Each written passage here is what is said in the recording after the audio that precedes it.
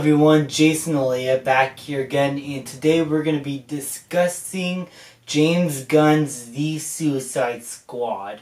This film is about Task Force X, who are sent on a mission to destroy every trace of something known as Project Zero, who in the trailers we know as Starro, and they are trying to destroy every trace of him, and this is a suicide mission. It's a simple plot like that. It is a movie that I've been extremely excited for.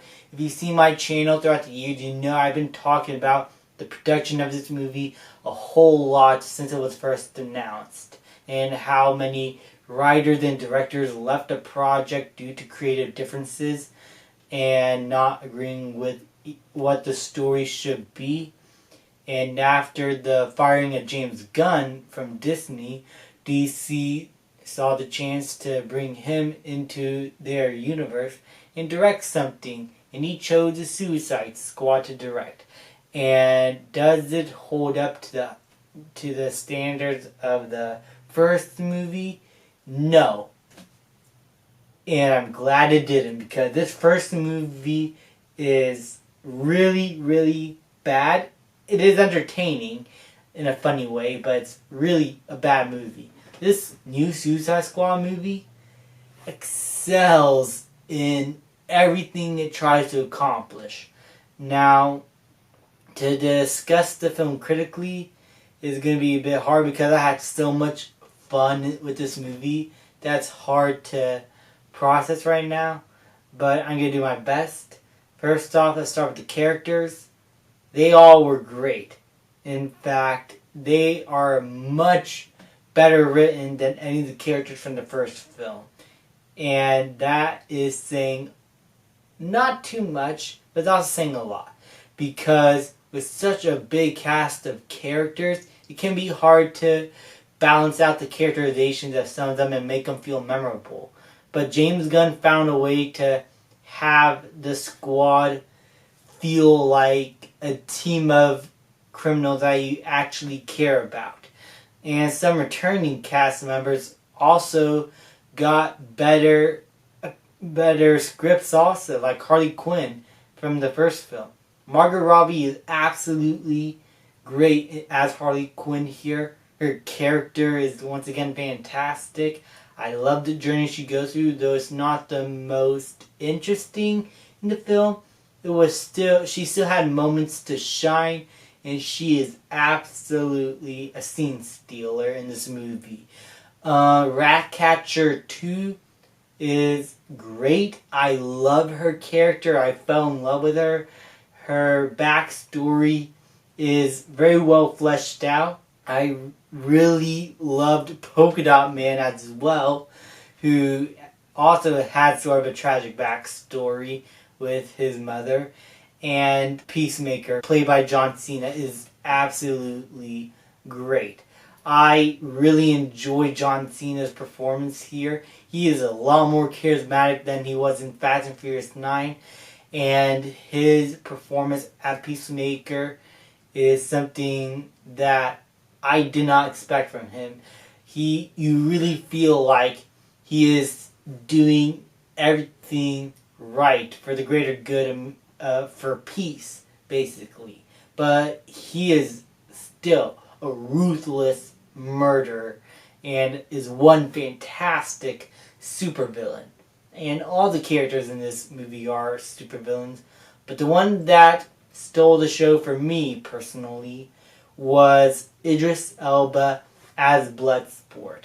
Now, I was worried that this character could end up feeling like a knockoff Will Smith, and in some cases the script could have probably have maybe included Will Smith's Deadshot, but this character is completely different in many ways. Sure, he has a daughter, but his daughter is also a lot different here than the daughter for Will Smith in the first Suicide Squad movie.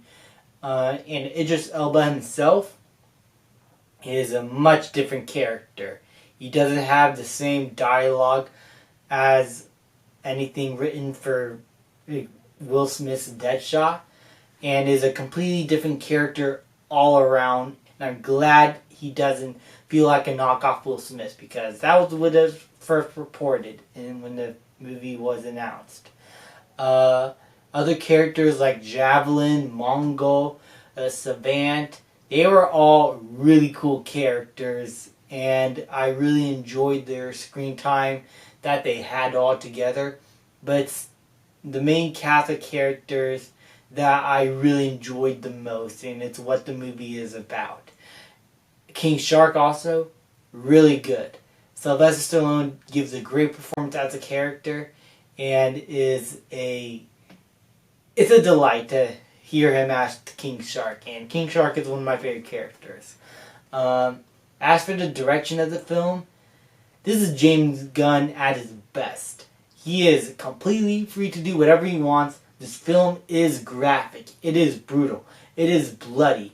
They went hard with the R rating, and it's all the better for it. The stakes feel higher than they were in the first film, and it created this entire sense of urgency within the squad to accomplish this mission as fast as they can before eventually probably one of them dies. And the fact that Amanda Waller is a lot more ruthless here. Viola Davis is great as a character once again. The stakes even felt a lot more high with her this time around because of her presence. Her presence in the first film felt a little lacking, but here she is absolutely ruthless, and I loved Viola Davis in this movie.